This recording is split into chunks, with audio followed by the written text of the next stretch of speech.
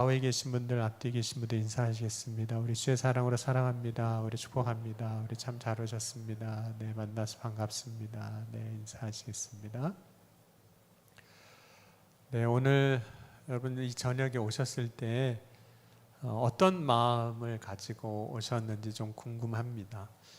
왜냐하면 우리가 어떤 마음을 가지고 서 있느냐 혹은 살아가느냐에 따라서 실제로 우리의 삶이 많이 달라지는 것을 이제 경험을 합니다.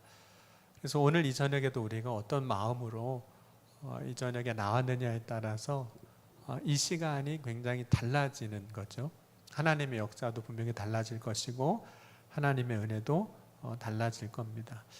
만약 우리가 어떤 두려움을 지금 가지고 있다면 아마 지금 불안과 염려, 걱정으로 있게 될 것이고, 또 지금 우리가 마음이 기쁘다면 아마 이 시간 하나님 앞에 나와서 그 기쁜 일로 인해서 찬송하고 또 하나님 앞에 감사하는 그런 삶을 이제 살게 되는 거죠.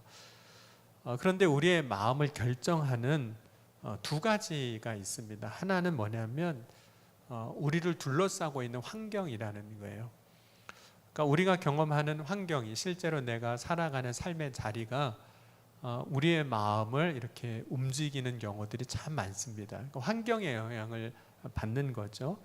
때로는 내가 처해 있는 그 환경이 나를 굉장히 두렵게 만들기도 하고 기쁘게 만들기도 하는 거죠. 예를 들자면 지금 전쟁을 경험하고 있는 그 자리에 서 있는 누군가라면 그 사람은 지금 굉장히 두려운 마음을 가지고 있을 겁니다.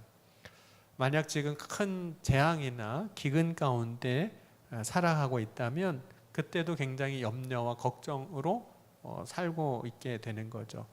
반대의 경우라면 조금 달라질 수 있습니다. 만약 풍년이었다면 기뻐하고 있을 거예요. 삶에 어떤 기적이 나타났다면, 정말 하나님이 역사하시는 은혜가 있었다면 감사하게 될 겁니다.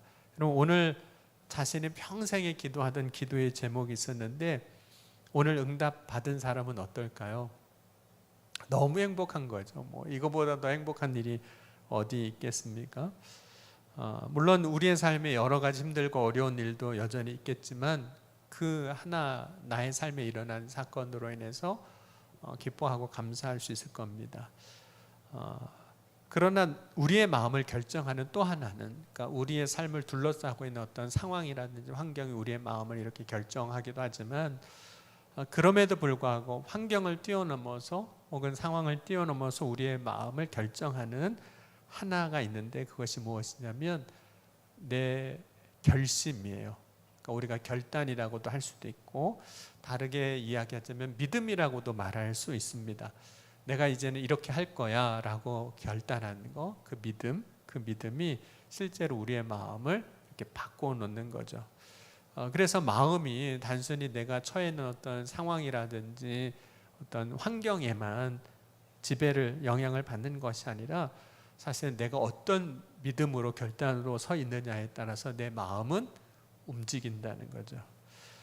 그렇기 때문에 여러분, 우리가 신앙생활 하면서 뿐만 아니라 우리의 삶에 있어서 마음을 지키는 것이 굉장히 중요합니다.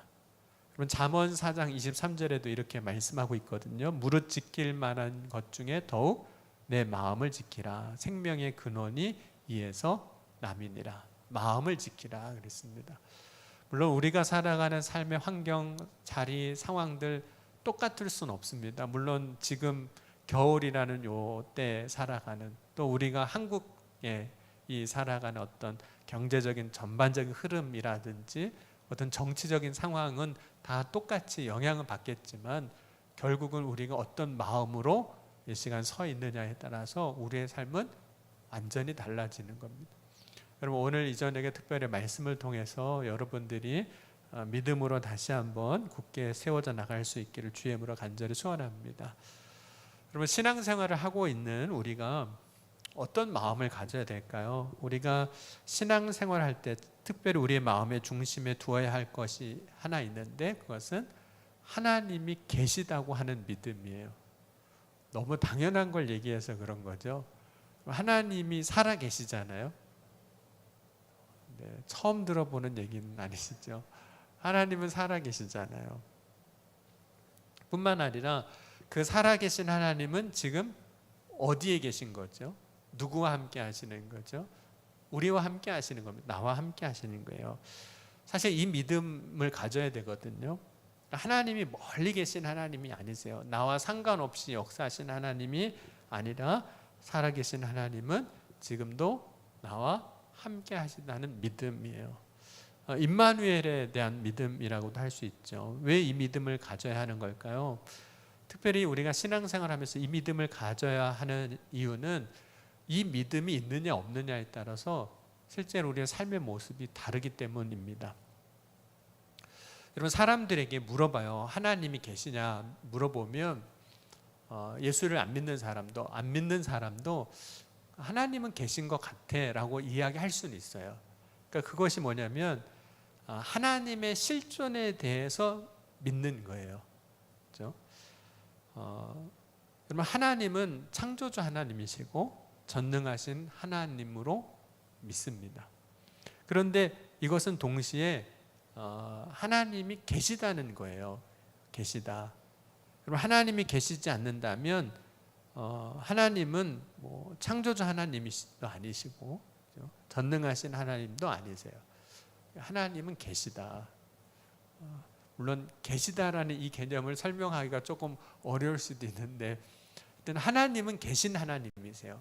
그러니까 존재하시는 하나님.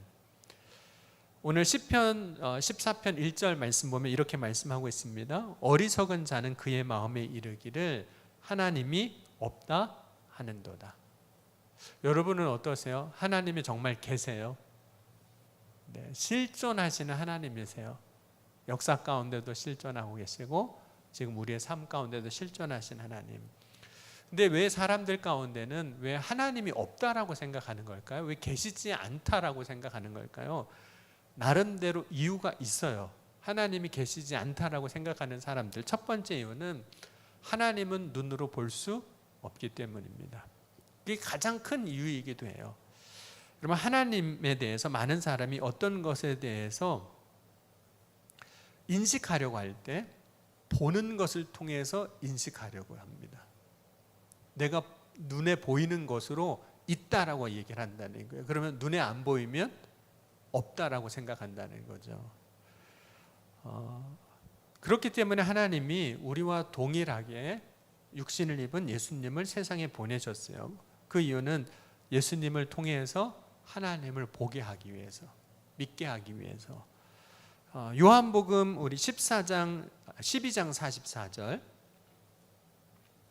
한번 찾아보겠습니다. 요한복음 12장입니다. 44절 그리고 45절 같이 한번 읽겠습니다. 요한복음 12장 44절 45절입니다. 찾으셨으면 같이 한번 읽겠습니다. 예수께서 외쳐 이르시되 나를 믿는 자는 나를 믿는 것이 아니요 나를 보내신 이를 믿는 것이며 나를 보는 자는 나를 보내신 이를 보는 것이니라.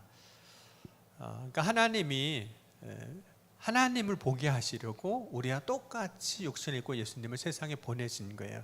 그러니까 예수님을 보면서 하나님을 보라는 거예요. 그래서 예수님을 영접하는 자가 아버지를 영접하는 것이고 예수님을 미워하는 것이 하나님 아버지를 미워하는 것이라고도 말씀하셨습니다. 그런데 여러분, 예수님의 제자였던 도마조차도 예수님이 십자가에 고난당하시고 부활하셨다고 제자들이 다 증거함에도 불구하고 못 믿습니다. 못 믿는 이유가 뭘까요? 예수님 부활하셨다는 사실을 못 믿어요. 도마는. 왜 못 믿는 거죠? 내 눈으로 못 봤으니까. 내 눈으로 못 봤어요. 그러니까 난 못 믿겠는 거예요. 그래서 도마가 이렇게 얘기합니다. 예수님의 손에 그 못자국을 내가 보며 그 손가락을 그 못자국에 놓고 자신의 손을 예수님이 창자국이 난 옆구리에 넣어보지 않고서는 믿지 않겠다. 안 보고는 나는 못 믿겠다는 거예요. 근데 이것이 대부분의 많은 사람들이 하나님이 계시지 않다라고 말하는 이유예요. 여러분, 뭐라고 대답하시겠어요? 누군가가 하나님 계시지 않다라고 말하는 사람이 여러분에게 질문하기를 봤어? 그러면 여러분 뭐라고 대답하시겠어요? 봤냐고 그러고 물어보면 뭐라고 하시겠어요? 글쎄 뭐 이러고 그냥 그러고 넘어가는 경우도 있거든요. 할 말이 없는 거예요. 왜냐면 우리가 세상에서 본다라고 말하는 것, 실제로 그것이 우리가 존재한다고 말하는 것이고 본다고 말하는 것이 우리가 인식하는 방식인데, 하나님을 내가 봤나 싶은 거예요. 여러분, 사람은 자신의 눈으로 하나님을 볼 수 없습니다. 우리의 눈으로 하나님을 볼 수가 없어요. 왜 볼 수가 없냐면, 하나님은 분명히 존재하시지만 성경에 하나님을 뭐라고 말씀하고 있냐면, 하나님은 영이시니 영이라고 말씀해요. 하나님을 본 사람이 없는 거죠. 그래서 요한복음 1장 18절에도 본래 하나님을 본 사람이 없을 때 아버지 품속에 있는 독생하신 하나님이 내셨느니라. 요한일서 4장 12절에 어느 때나 하나님을 본 사람이 없을 때 만일 우리가 서로 사랑하면 하나님이 우리 안에 거하시고 그의 사랑이 우리 안에 온전히 이루어지느니라. 하나님 본 사람이 없다고 말합니다. 그러니까 하나님 못 본 건 맞아요. 글쎄라고 대답한 게 틀린 건 아니었던 거죠. 그런데 우리가 하나님을 볼 수 없는 또 다른 이유가 있습니다. 하나님은 거룩하신 분입니다. 반면에 인간은 다 죄인이거든요. 여러분, 거룩하신 하나님 앞에 죄인된 인간이 서면 어떤 일이 벌어질까요? 죽는 거죠. 심판받는 거죠.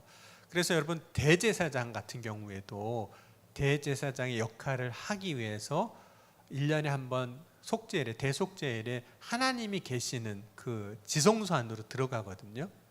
근데 그 지성소 안으로 들어갈 때는 어떻게 하고 들어갔을까요? 속죄제를 다 드리는 거예요. 그러니까 죄 없이 들어가야 되는 거예요. 그래서 대제사장이 그 지성소에 들어갈 때는 두 가지를 꼭 달았습니다. 하나는 방울을 달았고, 그러면 지난주에는 제가 수요예배 때 못 왔거든요. 다른 일이 있어서. 그때 박진우 목사님이 설교한 것 기억나세요? 석류. 네. 하여튼 생각해 보세요. 석류를 왜 여기 달았는지. 네. 저도 다 봤어요. 영상으로는. 네. 네. 석류 방울을 나는 거잖아요. 소리 나는 거예요. 그러니까 대제사장에 방울을 달아요. 옷에는 방울을 답니다. 그 이유는 사람이 살아있으면 소리가 나요. 부스럭거리는 소리는 나겠죠. 방울을 달아놨으면. 근데 속죄소에 들어갔는데 소리가 안 나면 죽은 겁니다. 그런데 여러분, 그 안에 들어가면 다른 사람도 다 죽잖아요. 어떻게 그 시체를 꺼내요? 그러니까 들어갈 때 발목에다가 끈을 묶고 들어가요. 소리가 안 나면 밖에서 끊어내려고. 이제 이게 대제사장이 이제 속죄일에 이제 하는 복장, 그런 이야기거든요. 그러니까 우리가 죄인으로서 하나님 앞에 갈 수가 없습니다. 설 수가 없습니다. 그러니까 하나님 볼 수가 없는 거예요. 그럼에도 불구하고 우리는 자꾸 눈으로 이제 보는 것으로 믿으려고 합니다. 왜냐하면 봐야만 믿어지기 때문이에요. 믿는다고 생각해요. 그래서 하나님을 보지 못한 사람들은 하나님이 없다고 말하는 거죠. 여러분 어떠세요? 하나님 다 보셨나요? 저도 못 봤는데요. 그럼 하나님 안 계시네요. 뭐 이러고 말면 안 된다는 거죠. 그럼 하나님이 계시지 않다라고 말하는 사람들이 두 번째 이유. 첫 번째는 못 봤으니까 안 계시다고 말하는 거고, 두 번째는 정말 하나님이 계시다면, 그 하나님이 선한 하나님이시다면 세상에는 악이 있어야 될까요? 없어야 될까요? 하나님이 계시고 그 하나님이 선하시다면 세상에는 악이 없어야죠. 그 하나님이 악한 사람 다 물리쳐 주시고 악한 거 다 제거해 주시고, 그러면 세상에 악이 없어야 되는데 실제로 살아보니까 세상은 어떤 것 같으세요? 악은 여전히 있고, 오히려 악한 사람이 더 세상에서 잘 될 때도 있고, 악이 더 판치는 것 같으니까 하나님이 안 계시네. 하나님이 계시면 어떻게 그럴 수가 있어? 하나님 안 계신 거야. 하나님이 안 계시는 게 맞아 라고 이야기합니다. 왜 악이 존재하는가? 왜 하나님은 악을 그대로 두시는가에 대해서는 오늘을 이야기할 것이 아니기 때문에 그걸 설명하지는 않을 겁니다. 그건 우리가 또 다른 것으로 이제 신학적으로 혹은 이제 설교를 통해서 다뤄야 할 문제이기 때문이요. 다만 사람들이 하나님이 계시지 않다고 믿는 근거를 악이 존재하는 것이라고 이야기를 합니다. 우리는 종종 우리가 살아가는 삶에서 다양한 어떤 사건, 사고를 목격할 때도 있어요. 참 선한 사람인데 사고를 당해서 그냥 한순간에 목숨을 많은 사람들이 잃어버리는, 역사적으로도 그런 일들이 있었잖아요. 그때 많은 사람들이 의심했어요. 하나님은 계시지 않다. 하나님이 계심에 대해서 의심해요. 그리고 그 믿음을 가지고 사는 거예요. 그들도 그 믿음을 갖고 살아요. 하나님이 계시지 않다라는 믿음을 갖고 사는 거예요. 세 번째로 왜 하나님이 계시다라고 여기지 않는가? 하나님이 안 계시다고 사람들이 생각하냐면 인간이 가지고 있는 근본적인 존재적인 문제이긴 한데 우리에게는 의심이 있다는 거예요. 여러분 옆에 있는 분 믿으세요? 권사님 믿어지세요? 네. 돈 한 1,000만 원 맡기고 어디 갔다 오실 수 있으시겠어요? 아니 그 이상이라도 맡길 수 있으시겠어요? 여러분 우리에게는 종종 의심이 막 일어나거든요. 지금은 이제 벌써 다 여러분이 잊어버리셨지만 여러분 코로나 한창 막 할 때 신천지 통해서 이렇게 코로나 확산되고 뭐 이런 사건들이 있었잖아요. 그때 여러분 코로나 막 퍼질 때 교회에 새신자가 오면 성도들이 기뻐했을까요? 안 기뻐했을까요? 안 기뻐했어요. 신천지 아니야? 이런 생각도 하고, 교회에 새신자가 오면 그때는 다 무슨 눈초리로 보는 거죠? 사람이 올 때마다 의심의 눈초리로 보는 거예요. 신천지 아니야 이렇게. 그러니까 우리 안에 있는 근본적인 문제 중에 하나가 뭐냐면 의심이라는 겁니다. 그래서 계속해서 그 의심은 우리를 믿음으로 가게 하는 것이 아니라 그 반대의 방향으로 가게 만드는 거죠. 여러분 때로는 베드로 같은 경우도 예수님이 풍랑 중에 물 위로 걸어오시는 거 보고 베드로가 이런 고백을 합니다. 주님, 만일 주님이시거든 나를 명하사 물 위로 오라 하소서, 이렇게 구합니다.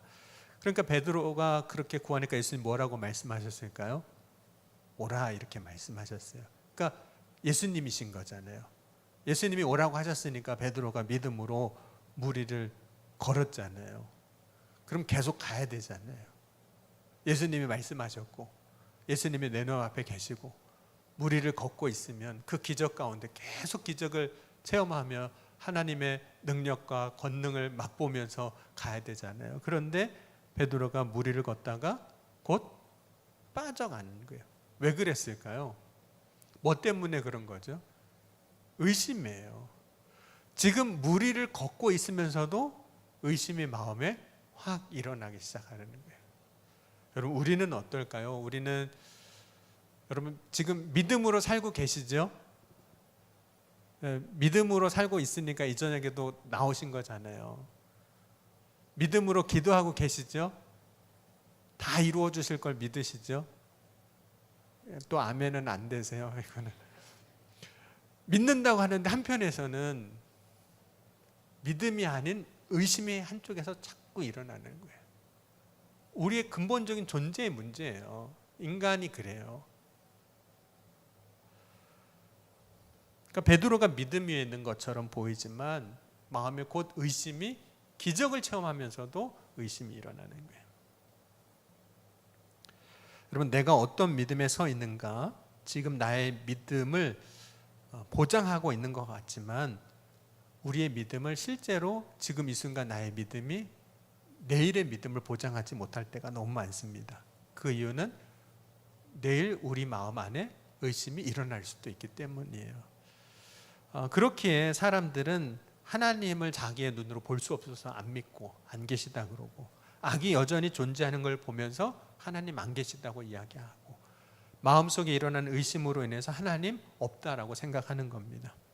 근데 하나님 없다라고 믿고 사는 삶에 나타나는 특징이 있어요. 여러분 하나님이 안 계시니까 하나님 없이 사는 거잖아요. 네, 여러분 하나님 없이는 어떻게 살까요? 우리 시편 14편 1절에서 4절 한번 다시 한번 보겠습니다. 하나님 안 계시다라고 생각하는 사람은 이렇게 살 수밖에 없습니다. 우리 시편 14편 1절에서 4절 우리 같이 한번 보겠습니다. 어리석은 자는 그의 마음에 이르기를 하나님이 없다 하는도다. 그들은 부패하고 그 행실이 가증하니 선을 행하는 자가 없도다. 여호와께서 하늘에서 인생을 굽어 살피사 지각이 있어 하나님을 찾는 자가 있는가 보려 하신즉 다 치우쳐 함께 더러운 자가 되고 선을 행하는 자가 없으니 하나도 없도다. 죄악을 행하는 자는 다 무지하냐? 그들이 떡 먹듯이 내 백성을 먹으면서 여호와를 부르지 아니하는도다. 하나님 안 계시다고 생각하는 사람은 어떻게 살까요? 하나님 안 계시니까 심판하실 분도 없으신 거잖아요.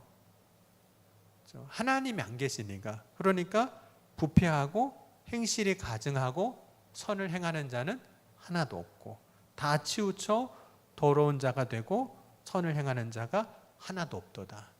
그러니까 하나님 없다고 믿는 사람들은 그렇게 살 수밖에 없어요. 그리고 하나님 없다고 하니까 여호와를 찾을까요? 안 찾을까요? 하나님을. 아니 계시지 않는 분을 왜 찾겠습니까? 하나님 안 찾는 거죠. 그것이 하나님이 없다라고 생각하는 사람들의 삶의 모습입니다. 여러분 우리가 정말 신앙생활 온전히 하려면 먼저 분명하게 가져야 할 믿음은 하나님은 계신 거예요. 너무 뻔한 얘기를 해서 그런가요? 하나님이 계세요. 그런데 그 하나님이 어떻게 계시냐면 지금 우리와 함께 계신 거예요. 하나님이 계시지만 어딘가에 멀리 계신 하나님, 나와 상관이 없는 그렇게 계시는 하나님으로 믿는다면 우리가 하나님을 믿는 믿음이 실제 나의 삶에 와닿지 않을 겁니다. 나하고 아무런 상관이 없어요. 멀리 계신 하나님인데 내 삶에 아무것도 행하시지 않는 하나님이세요. 그러나 만약 하나님이 지금 나와 함께 하심을 믿는다면 그 믿음은 내 삶을 어떻게 할까요? 절대로 가만두지 않습니다. 가만히 있을 수가 없어요. 하나님이 나와 함께 하심을 믿으면. 야곱이 이제 집 떠날 때 깨닫게 되는 것이 하나 있습니다. 그 베델에서 돌베개하고 잠을 자잖아요. 뭘 깨달았을까요? 야곱이 집 떠나면서 깨달은 거. 속담도 있긴 한데 집 떠나면 고생이에요. 고생. 앞에 말은 제가 안 할게요. 집 떠나면 했던 고생이에요. 왜냐면 실제로 돌베개 베고 자고 또 외삼촌 라반의 집까지 가는 그 여정 다 설명하진 않았지만 1000여 킬로가 되는 그 길을 가는 거 얼마나 고생스러웠겠어요. 또 거기 가서 외삼촌이라고 했는데 속잖아요. 결혼도 속이고 임금도 속이고 하여튼 속잖아요. 그렇게 살았어요. 그런데 베델에서 야곱이 깨달은 것이 하나 있었는데 그것이 무엇이냐면 나와 하나님이 함께 하신다는 사실을 깨달았어요. 그때 야곱의 고백이 이런 고백입니다. 창세기 28장 16절 보면 야곱이 잠이 깨어 이르되 여호와께서 과연 여기 계시거늘 내가 알지 못하였도다. 내가 잠을 잤던 여기 하나님이 계셨네 라고 야곱이 얘기를 하고 있는 거예요. 그러니까 야곱은 그동안 자신의 삶에 하나님이 함께 계셨다는 사실을 알았다는 걸까요? 몰랐다는 걸까요? 모른 거예요. 그때서야 거기서 비로소 하나님이 나와 함께 계신 거구나 하는 사실을 알았어요. 여러분 하나님이 나와 함께 하신다는 걸 알지 못하니까 야곱이 물론 엄마랑 같이 한 것도 있지만 그러니까 뭣도 할 수 있는 거죠? 아버지도 속일 수 있는 거예요. 하나님 지금 여기 계시지 않는데 뭐가 문제겠어요? 속이는 거 아무렇게나 할 수 있는 거죠. 그런데 물론 이제 완전하게 변화된 삶은 아니지만 베델 이후에 하나님이 여기 계시구나 나와 함께 하시는구나 하는 사실을 아니까 외삼촌 라반의 집에 가서 물론 속이는 사람 앞에 장사는 없지만 속임을 당해도 속이지는 않아요. 왜냐하면 하나님이 함께 하시는 걸 아니까. 그래서 하나님이 나와 함께 하시는 사실을 아는 사람, 믿는 사람은 삶이 안 바뀔래야 안 바뀔 수가 없는 겁니다. 어떻게 안 바뀔 수 있겠어요. 그러니까 하나님이 함께 하심 믿는 사람은 의인의 삶을 살아가고자 하는 거예요. 그것이 오늘 이제 시편 우리가 본 14편의 내용 중에 하나입니다. 그럼 하나님이 나와 함께 하심을 믿는 믿음이 진짜 필요한 이유가 뭘까요? 그 이유는 그 믿음이 우리의 마음을 바꿉니다. 지금까지 내가 가졌던 마음을 바꿔요. 두려워할 수밖에 없는 상황에서 그 현실 앞에서 하나님이 나와 함께 하시는 그 믿음을 가지면 이제 상황과 환경에 영향을 받는 것이 아니라 믿음이라는 그 틀 안에서 중심에서 우리는 삶을 살아가요. 기뻐할 수 없는 상황에서도 기뻐할 수 있고 감사할 수 있습니다. 그때 승리의 삶을 살고 또 우리가 믿음의 소망의 삶을 살아가게도 되는 거죠. 여러분은 어떤 믿음을 갖고 계세요? 세상에는 하나님이 안 계시다고 말하는 사람이 있습니다. 그러나 우리가 가져야 할 분명한 믿음은 하나님은 분명히 계세요. 그런데 계신 하나님이 나랑 멀리 계신 하나님이 아니라, 나랑 상관없이 역사하시는 하나님이 아니라 지금도 나와 함께 하시는 하나님이시라는 거예요. 여러분, 오늘 이 시간 그 믿음을 갖는 저와 여러분이 될 수 있기를 주의 이름으로 간절히 축원합니다. 그 믿음 가지고 가는 삶에 분명히 하나님이 역사하시는 분이세요. 그래서 우리가 기대하지 못했던 일들도 이루어 주시고 또 우리의 삶에 이렇게 길을 내시는 그런 은혜들도 경험하게 하여 주실 줄 믿습니다. 우리 이 시간 함께 찬양하고 또 오늘 말씀 붙잡고 같이 기도해 주셨으면 좋겠습니다. 우리 함께 찬양할 때 우리 하늘 보자라는 우리 찬양할 텐데, 주님 오늘 이 시간 분명히 나와 함께 하심을 믿습니다. 지금도 여기 계셔서 역사하신 하나님을 믿고 신뢰합니다. 그 믿음으로 승리의 삶을 살아가는 주의 자녀 되게 해달라고, 또 우리의 간절한 기도의 제목 가지고 우리 찬양하신 후에 함께 기도하겠습니다.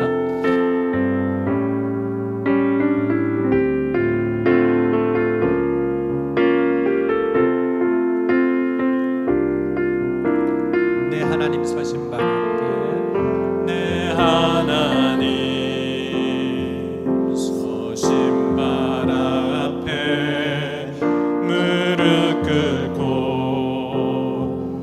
경배하리. 큰 권능과 영광이 가득 찬 내 아버지 계신 이곳, 오 하나님 그 빛난 얼굴 배우며 두 손 들고 나아가리. 찬송과 존귀와 영광과 능력을 그 하늘 보좌 위에 주님께. 우리 다시 한번 고백합니다. 내 하나님, 내 하나님 서신 발 앞에, 서신 발 앞에 무릎 꿇고 경배하리. 큰 권능과 영광이 가득 찬 내 아버지 계신 이곳, 하나님, 오 하나님 그 빛난 얼굴 배우며 두 손 들고 나아가리. 찬송과 존귀와 영광과 능력을 그 하늘 보좌 위에 주님께. 하나님의 크신 사랑, 하나님의, 우리 두 손 들고 찬양합니다. 그 크신 사랑이 우리 죄를 사셨네. 어린 양의 보혈의 은혜로 나 담대히 나가리. 오 하나님 난 얼굴 배우며 두 손 들고 나아가리. 찬송과 존귀와 영광과 능력을 그 하늘 보좌 위에 주님께. 하나님의 크신 사랑, 하나님의 그 크신 사랑, 그 크신 사랑이 우리 죄를 사하셨네. 어린 양의 보혈의 은혜로 나답네 나가리. 오 하나님, 오 하나님, 그 빛난 얼굴 메우며 두 손 들고 나아가리. 찬송과 존귀와 영광과 능력을 그 하늘 보좌 위에 주님께. 오 하나님, 오 하나님, 그 빛난 얼굴 메우며 두 손 들고 나아가리. 찬송과 존귀와 영광과 능력을 그 하늘 보좌 위에 주님께. 오 하나님, 오 하나님, 그 빛난 얼굴 배우며 두 손 들고 나아가리. 찬송과 영광과 존귀와 영광과 능력을 그 하늘 보좌 위에. 우리 마지막으로 다시 한번 고백합니다. 오 하나님, 오 하나님, 그 빛난 얼굴 배우며 두 손 들고 나아가니. 찬송과 존귀와 영광과 능력을 그 하늘 보좌 위에 주님께. 이 시간 주여 세 번 부르짖고 오늘 말씀 붙잡고 기도할 때 오늘 지금도 주님이 여기 계심을 믿습니다. 그저 멀리 계신 하나님이 아니라 오늘 이 시간 나와 함께 하시는 하나님을 믿습니다. 그 하나님을 믿는 믿음으로 오늘도 우리의 삶의 자리에서 이기는 승리의 삶을 살아가는 주의 자녀들이 다 되게 하여 주옵소서. 그 믿음이 오늘 이 시간 우리에게 회복되게 하시고 우리의 삶에 놀라운 주의 은혜의 변화가 임하게 하여 주옵소서. 이 시간 함께 통성으로 주여 세 번 부르짖고 기도하시겠습니다. 주여